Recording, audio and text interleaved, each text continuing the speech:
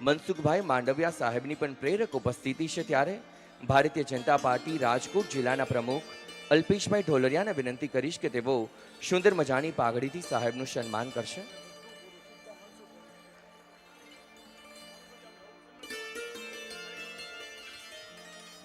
અને આવો હૃદયના પ્રેરક ઉદ્ગાર વ્યક્ત કરીએ પહેલા સુંદર મજાના જેમના દીર્ઘ દ્રષ્ટિના માધ્યમથી મનસુખભાઈ માંડવિયા સાહેબને જોરદાર તાળીઓના નાદથી આપણે વધાવી રહ્યા છીએ. ભારત માતા કી, ભારત માતા કી. જરા જોરથી આપણો અવાજ અહીંથી ગાંધીનગર અને દિલ્હી સુધી સંભળાય એ રીતે આપણે જયનાદ કરીશું. વંદે વંદે. ધન્યવાદ. આજના આપણા કાર્યક્રમમાં ઉપસ્થિત ભારતીય જનતા પાર્ટીના વરિષ્ઠ નેતા, દેશના સહકારિતા અને ગૃહમંત્રી આદરણીય અમિતભાઈ, મંચ પર બિરાજમાન તમામ ભારતીય જનતા પાર્ટીના જનપ્રતિનિધિઓ, વરિષ્ઠ આગેવાનો, ઉપસ્થિત વડીલો, યુવાનો, પત્રકાર મિત્રો, દોસ્તો, 11 લોકસભા ક્ષેત્રની અંદર છેલ્લા 1 મહિનાથી હું પ્રવાસ કરી રહ્યો છું. જનતાનો વિશ્વાસ ભારતીય જનતા પાર્ટી પ્રત્યે મેં જોયો.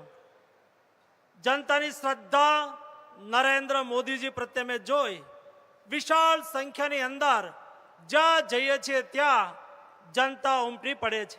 મારા પ્રવાસ દરમિયાન ગામડાની અંદર અમે પાદર ઉતરી જઈએ, દીકરીઓ કુમકુમ તિલકથી અમારું સ્વાગત કરે. ગામની અંદર લાભાર્થીઓ અમારું અભિવાદન કરે. મને ખુશી એ વાતની છે કે આજે પણ આપણા અમિતભાઈ આવ્યા ત્યારે રસ્તાની અંદર લગભગ 500 જેટલા ભારત સરકારની યોજનાઓના લાભાર્થીઓએ આપણા અમિતભાઈનું અભિવાદન કર્યું. અને અહીંયા સ્વાગત પણ ભારત સરકારની યોજનાના લાભાર્થીઓએ કર્યું. એમના જીવનની અંદર જે બદલાવ થયો છે, ગામડાની અંદર જે બદલાવ થયો છે, કિસાનોના જીવનમાં જે બદલાવ થયો છે, એ અમે પ્રવાસ દરમિયાન જોઈ શકીએ છીએ. શહેર અને ગામડા વચ્ચેના ભેદ મિટાવનાર આ દેશમાં કોઈ નેતા હોય, દોસ્તોનું નામ નરેન્દ્ર મોદી છે. ગરીબ અને અમીર વચ્ચેના સ્વાસ્થ્ય ક્ષેત્રની અંદર કોઈ ભેદ મિટાવનાર નેતા હોય, એ નેતાનું નામ નરેન્દ્રભાઈ મોદી છે. દોસ્તો, પહેલા સમય હતો ગામડાની અંદર વ્યવસ્થા હોય, ગામડાની અંદર પાકા રસ્તા હોય, ગામડાની અંદર 24 કલાક વીજળી મળતી હોય, ગામડાની અંદર પ્રાથમિક સુવિધા ઉપલબ્ધ હોય. અત્યારે જે સુવિધા શહેરની અંદર ઉપલબ્ધ છે એ તમામ સુવિધા ગામડાની અંદર ઉપલબ્ધ છે. અને બીમારી ક્યાં કોઈને પૂછીને આવે છે? એ અમીરને ત્યાં પણ આવે, ગરીબને ત્યાં પણ આવે. કોઈ અમીરને ત્યાં બીમારી આવે ને, એના ગજવામાં પૈસા હોય, 4 વ્હીલ ગાડી હોય, એ હોસ્પિટલ પહોંચવું જોઈએ. પરંતુ કોઈ ગામના ગરીબ વ્યક્તિને ત્યાં મોટી બીમારી આવી ગઈ હોય તો આપણે કહેતા હોઈએ એમનું ઘર ધોવાઈ ગયું છે. મોદીજીના પ્રયાસોથી અત્યારે કોઈનું ઘર ધોવાઈ જતું નથી.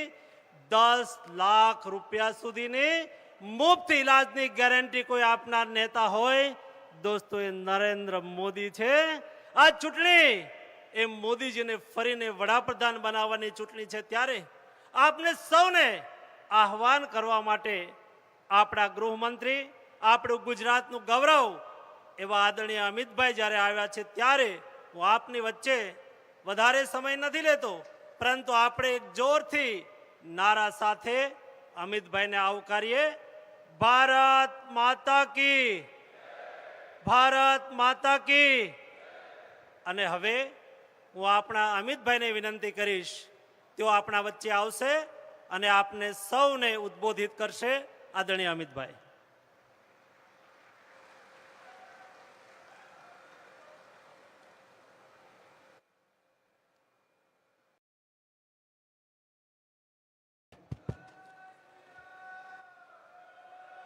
મારી સાથે જોરથી બોલીએ ભારત માતા કી. કેમ ભાઈ જામકંડોરણા વાળા પોરબંદર વાળાઓની આવાજને શું થઈ ગયું છે? નરેન્દ્રભાઈને ત્રીજી વાર પ્રધાનમંત્રી બનાવવાના છે કે નથી બનાવવાના? 400 પાર થવાનું છે કે નહીં? તો આવી અવાજ ના ચાલે ભાઈ. બંને હાથ ઉપાડો, ઉઠાવો બંને હાથ. અંત સુધી માતાઓ બહેનો પણ હાથ ઉઠાય. વિજયના સંકલ્પની મુઠ્ઠી ભીંચે અને પ્રચંડ અવાજથી બોલો ભારત માતા કી, ભારત માતા કી જય શ્રી રામ, જય જય શ્રી રામ. મંચ પર ઉપસ્થિત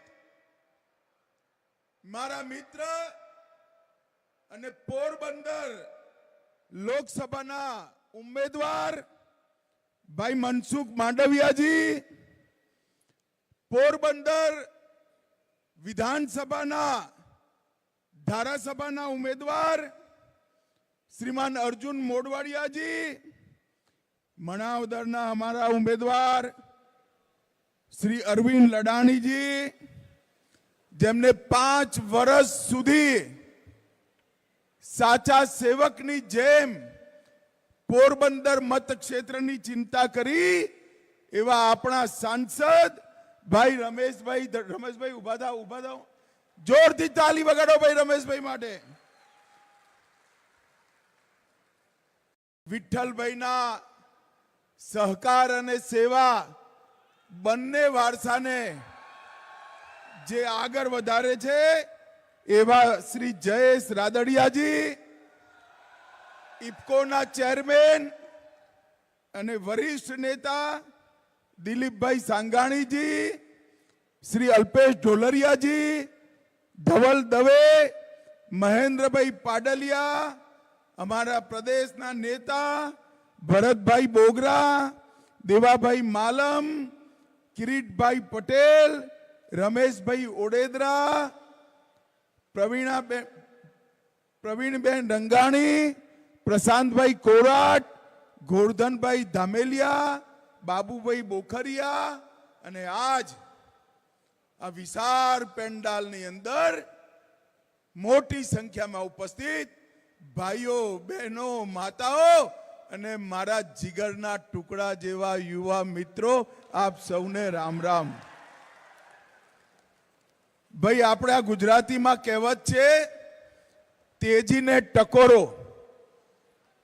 સાનમાં સમજે એવી જનતા, સૌરાષ્ટ્રની જનતા, મને ખબર નથી પડતી મનસુખભાઈએ આવડી મોટી સભા શું કામ કરી છે.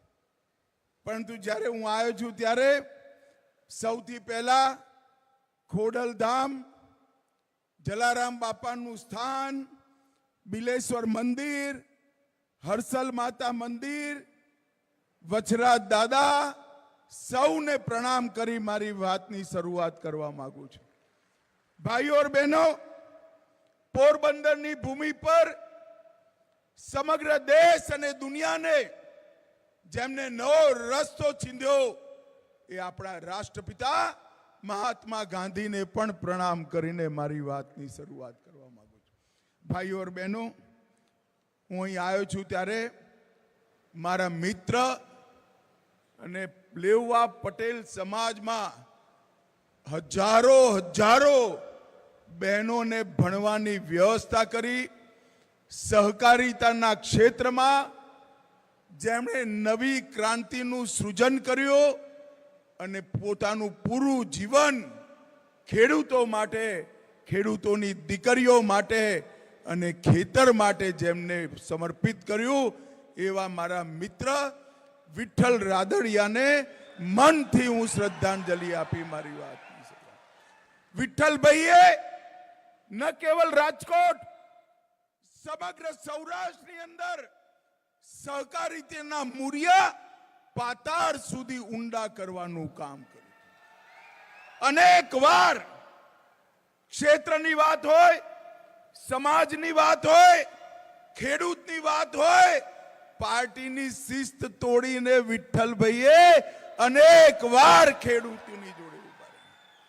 વિઠ્ઠલભાઈના કારણે આ સમગ્ર પંથકમાં સહકારી આંદોલનને એક નવું જીવન મળ્યું છે. ભાઈઓ और બહેનો, અહીંયા હું આજે લોકસભા ક્ષેત્રના ચૂંટણી પ્રચાર માટે આવ્યો છું.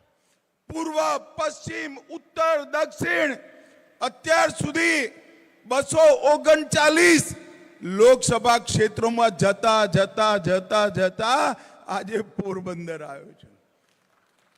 2 ચરણ થઈ ગયા ભાઈ. પરિણામ જાણવું છે 2 ચરણનું? પાક્કું જાણવું છે? જોરથી બોલો જરા. ક્યાંય કહેશો નહીં ને? ખાનગી રાખજો હો. બંને ચરણમાં રાહુલ બાબાના સુપડા સાફ થઈ ગયા. પૂર્વ, પશ્ચિમ, ઉત્તર, દક્ષિણ, મધ્ય જ્યાં જઈએ ત્યાં મોદી મોદી મોદી મોદી મોદીના નારા સમગ્ર દેશની અંદર ભારતીય જનતા પાર્ટીના કાર્યકર્તાઓનું સ્વાગત કરે છે. આ વખતે દેશની જનતાએ નક્કી કરી લીધું છે મિત્રો કે ફરી એકવાર મોદી સરકાર નરેન્દ્રભાઈને ત્રીજી વાર પ્રધાનમંત્રી બનાવવા માટે આખો દેશ કટિબદ્ધ છે. 14 અને 19માં ગુજરાતની મહાન જનતાએ આપણા નરેન્દ્રભાઈના સમર્થનમાં 26 માંથી 26 સીટો ભારતીય જનતા પાર્ટીની જોરીમાં નાખી. અને આ વખતે તો એક ડગલું આગળ નીકળી. કાઉન્ટિંગ પહેલા જ સુરતમાં ખાતું ખોલવાનું કામ થઈ ગયું છે ભાઈ. અને હવે બાકી બચેલી 25 સીટો ફરી એકવાર હેટ્રિક કરી નરેન્દ્રભાઈના નામે સંસદમાં મોકલવાની છે. ભાઈઓ અને બહેનો, જ્યારે આપણે મનસુખભાઈને મત આપીએ, મનસુખભાઈના નામની સામે જે કમળનું નિશાન છે એની પર તમે બટન દબાવશો ત્યારે એ માનીને ચાલજો તમારો મત સીધે સીધો નરેન્દ્ર મોદીને વડાપ્રધાન બનાવવા માટે જવાનો છે. ભાઈઓ और બહેનો, આ 10 વર્ષમાં આપણા નરેન્દ્રભાઈએ સમગ્ર દેશ અને દુનિયામાં ન કેવળ ભારતનું નામ, આપણા ગુજરાતનું નામ ઉજળું કરવાનું કામ નરેન્દ્ર મોદીએ કર્યું છે. મનસુખભાઈએ હમણાં બધું ગણાયું. કરોડો ગરીબોને અલગ અલગ પ્રકારથી ફાયદા મળ્યા. એ બધી વાત હું પછી કરીશ. પરંતુ નરેન્દ્રભાઈએ અમુક કામો એવા કર્યા છે જે 1000 વર્ષ કરતા પણ વધારે સમય દેશની જનતા જેને યાદ રાખવાની છે. મને બતાવો ભાઈ જામકંડોરણા વાળો, આ કાશ્મીર આપણું છે કે નહીં? અરે જોરથી બોલો, કાશ્મીર આપણું છે કે નહીં? આ કોંગ્રેસના અધ્યક્ષ શ્રીમાન ખડગેજી કે રાજસ્થાન ગુજરાત વાળાને કાશ્મીર જોડે શું લેવા દેવા? અરે ખડગે સાહેબ, ઉંમર 80 પાર થઈ, તમે આ દેશને હજી ઓળખી નથી શક્યા. મારા જામકંડોરણાનો એક એક છોકરો કાશ્મીર માટે પોતાનો જીવ આપવા માટે તૈયાર છે. ભાઈઓ, જીવ આપવા. મને બતાવો પોરબંદર વાળો, ધારા 370 370મી કલમ હટવી જોઈતી હતી કે નથી હટવી જોઈતી?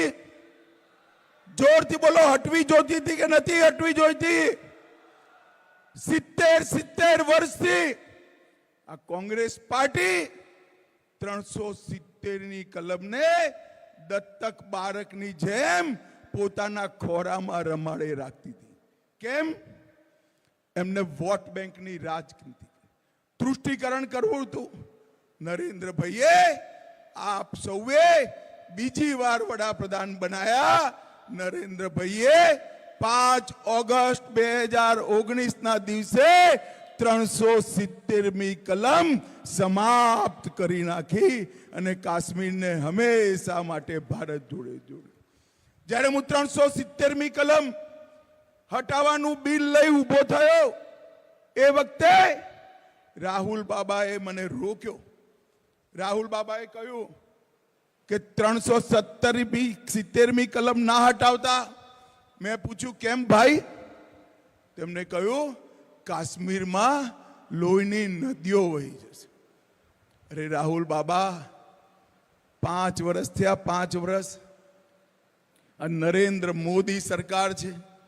લોહીની નદીઓ છોડો, કોઈની પથ્થર ચલાવવાની હિંમત નથી. પથ્થર ચલાવવાની હિંમત. નરેન્દ્ર મોદીજીએ આ દેશમાંથી આતંકવાદ અને નક્સલવાદ સમાપ્ત કરવાનું કામ કર્યું છે.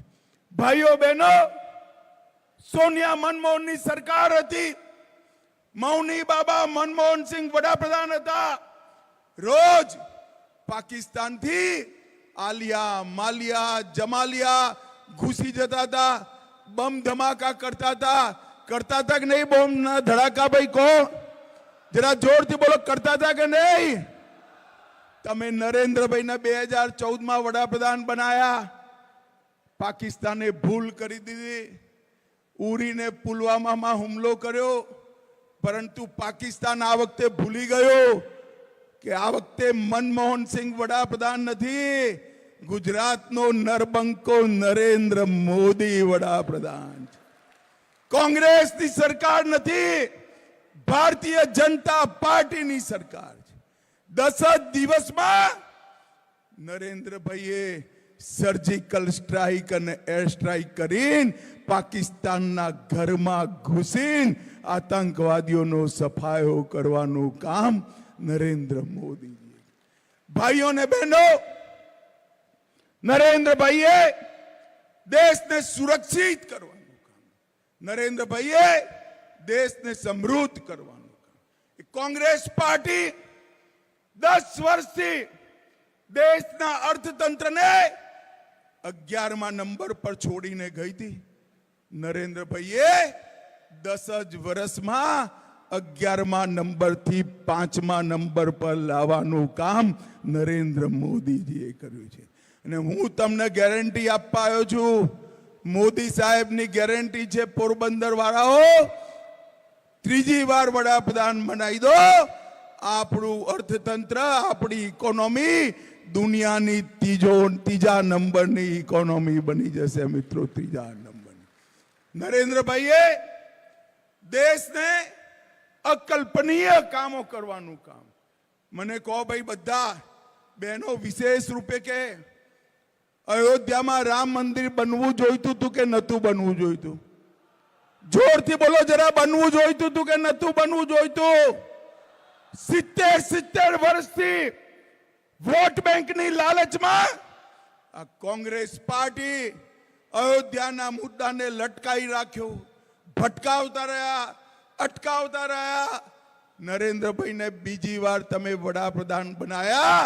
5 જ વર્ષમાં કેસ પણ જીત્યો, ભૂમિપૂજને કર્યું અને 22 જાન્યુઆરીએ પ્રાણ પ્રતિષ્ઠા કરી જય શ્રી રામ કરી દીધી.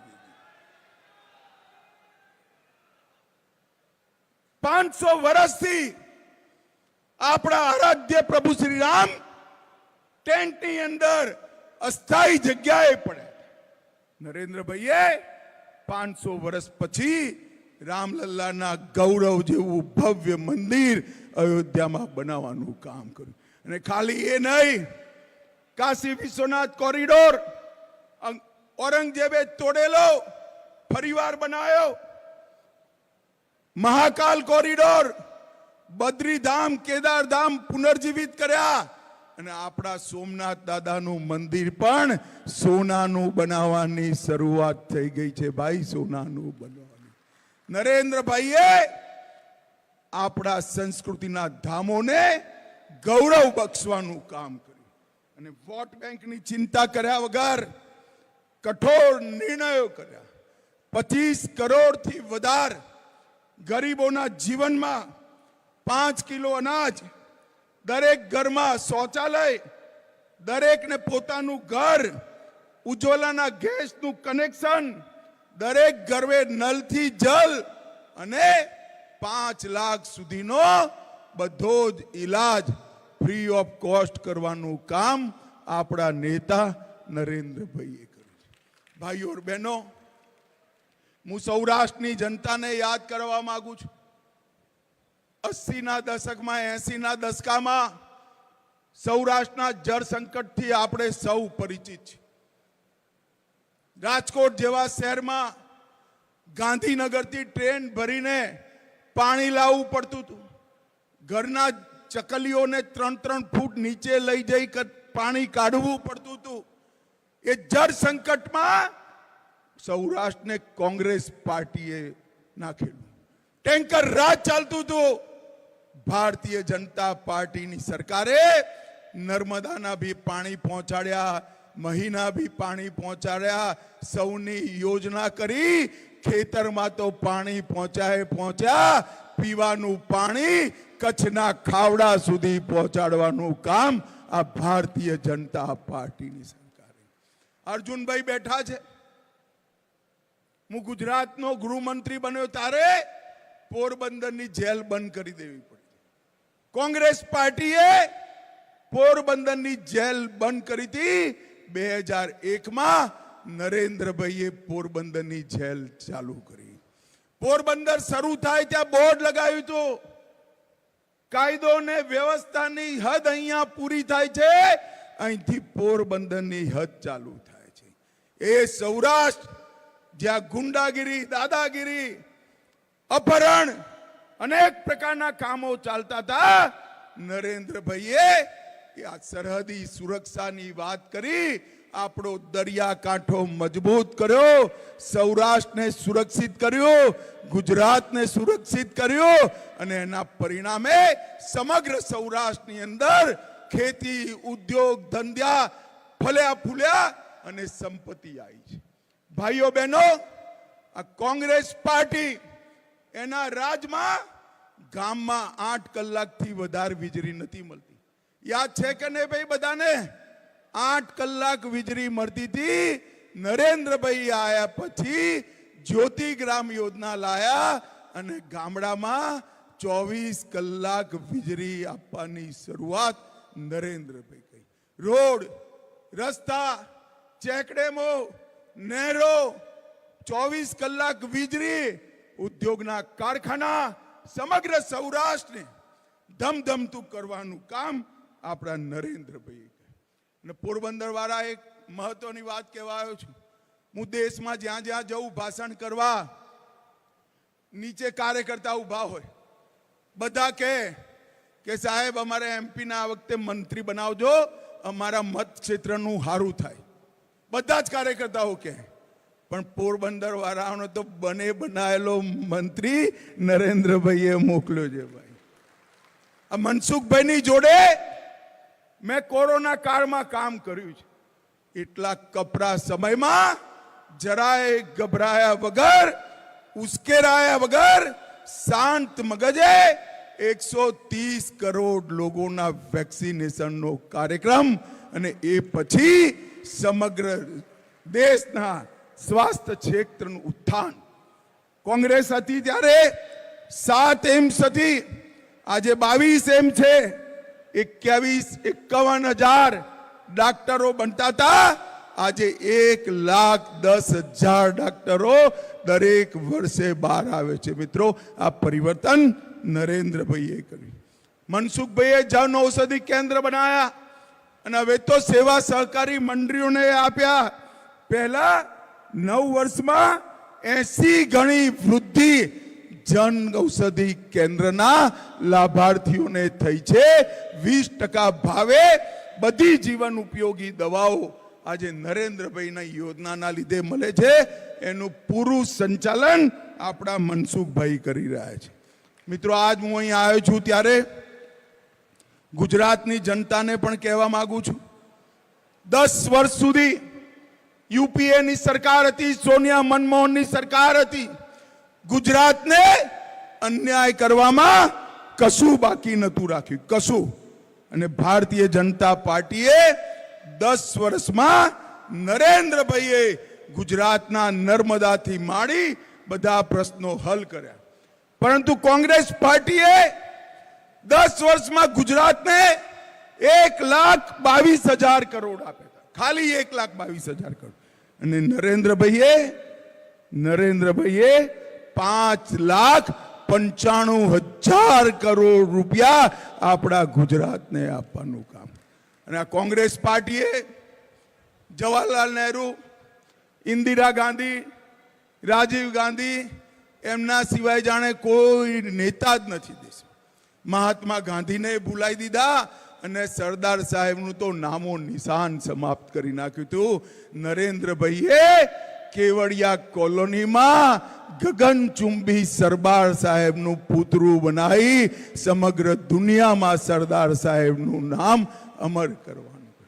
સરદાર પટેલને દેશની જનતાના મનમાં જે એમનું સન્માન છે એ સન્માનને અનુરૂપ સ્મારક બનાવવાનું કામ આપણા નેતા નરેન્દ્રભાઈ કર્યું.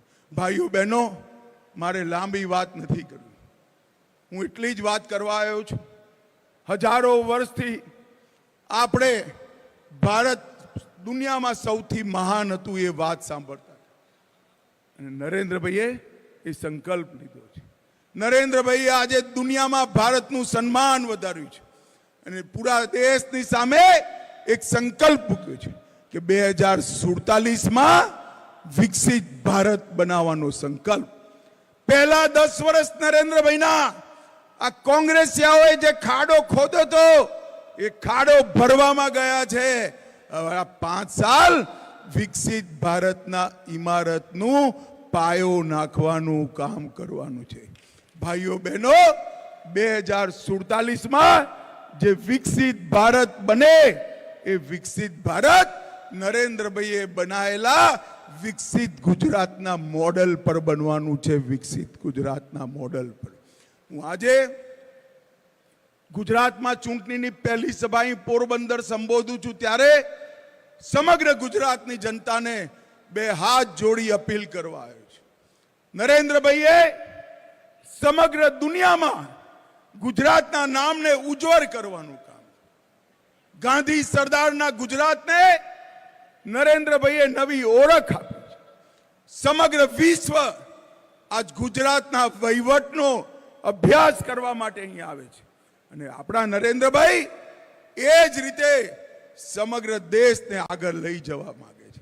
મારી ગુજરાતના જનતાને હાથ જોડી વિનંતી છે કે બાકી બચેલી 25 સીટો પર કમળનું નિશાન ખીલાવો અને નરેન્દ્રભાઈને ત્રીજી વાર વડાપ્રધાન બનાવો. નરેન્દ્રભાઈને વડાપ્રધાન બનાવવાનો મતલબ છે આતંકવાદ અને નક્સલવાદથી મુક્તિ. નરેન્દ્રભાઈને વડાપ્રધાન બનાવવાનો અર્થ છે ગરીબીથી મુક્તિ.